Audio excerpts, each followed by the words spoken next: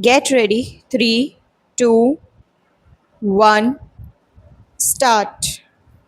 As I read about these experiments, their success and failures, the groping towards and discovery of truth, and about his prolonged struggle with himself and how he forged the gem like purity of his personality out of what seemed rather ordinary and unpromising material in the beginning, I came to see something of the great picture of his development and to realize that this was no ordinary person.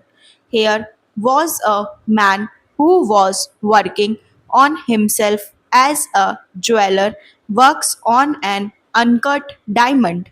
Also, he was extraordinarily introspective and self critical. He judged himself as ruthlessly as I was going to say as others, but I cannot do so because he judged them not ruthlessly but compassionately. So, how shall I put it? While he judged others compassionately, he judged himself as ruthlessly as if he were a criminal before the bar of his own conscience of the still small voice which continued to whisper to him all his life till it was strong enough to drown the sound of world noises. Para, I thought of many of his great contemporaries, Tagore, Sapru, Nehru's, Patel, who were, so to speak, to the manner born of great families, usually with first class education and cut out for the role of leadership by their heredity, their environment, and their personality.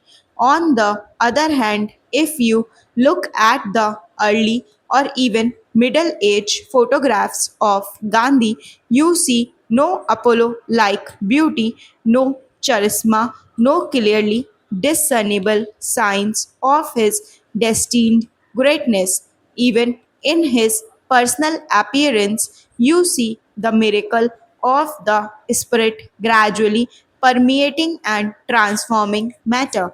The recruit in the ambulance corps of the Boer army or the barrister who started practice in South Africa might be anyone.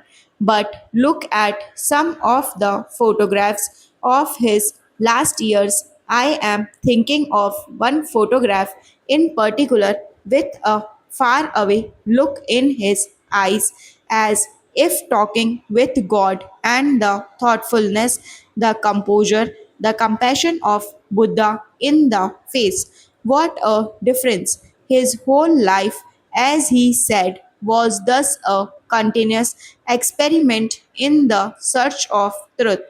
He was always seeking, always learning, always ready to lean, as he has pointed out in his preface to the India of my dream.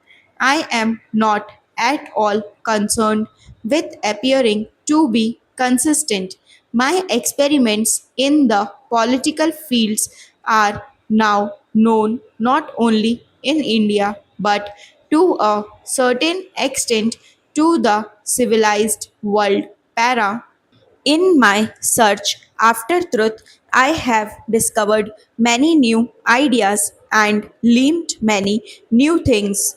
Old as I am, I have no feeling that I have ceased to grow inwardly. So, weighing every step he took in the political as well as in other fields in the scale of moral values, he grew not only in mind, which is not so rare, but also in the power of the spirit working out an amazing harmony in what are usually considered discordant elements in most men's personality.